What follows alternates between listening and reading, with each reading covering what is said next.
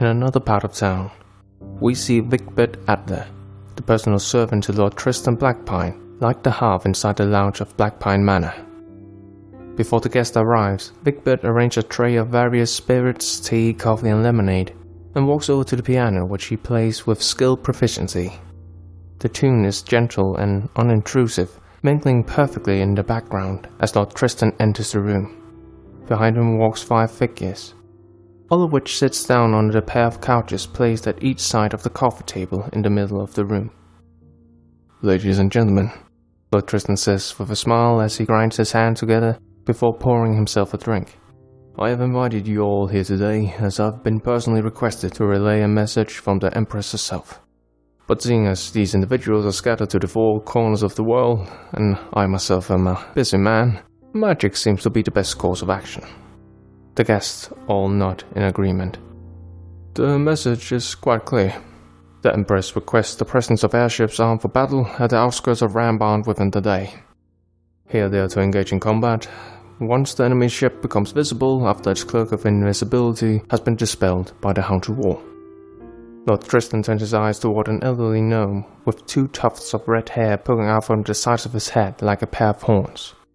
"Professor Cunningham, you are to relay this message to Sir Giax Earthvine of the Draconian Dragons.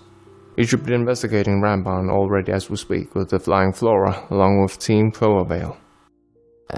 Consider it done, my lord," the gnome responds just before emptying a small cup of tea.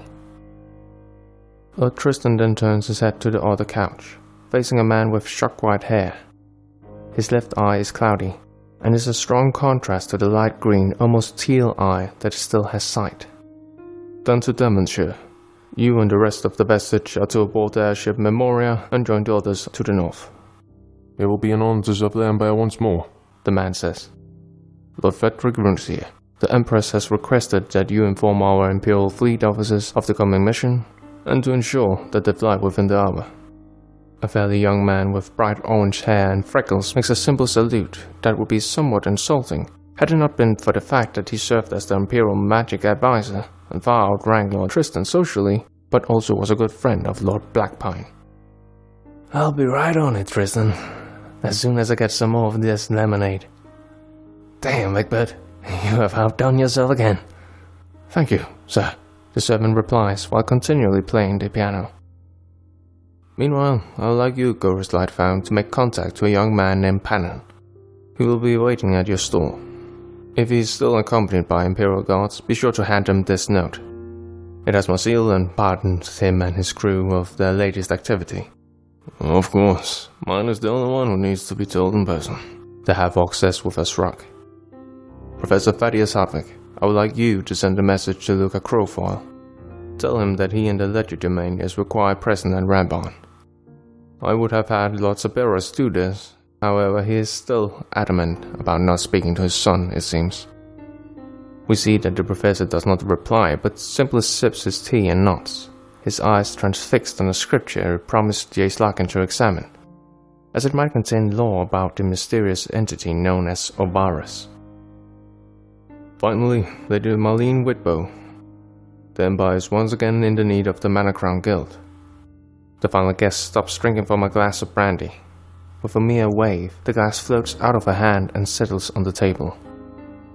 She corrects a lock of deep brown hair behind her ear, and turns her attention to the Lord, the same way a cat might look at a bird high up in the sky, with some interest but only the bare minimum.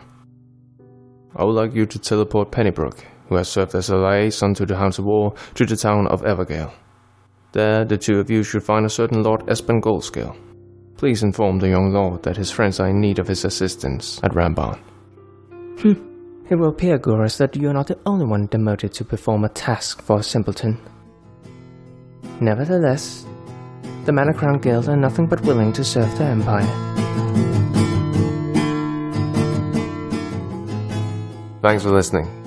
The outro music was by Martin Kerr. The other pieces which are mentioned in the description down below were by Kevin MacLeod.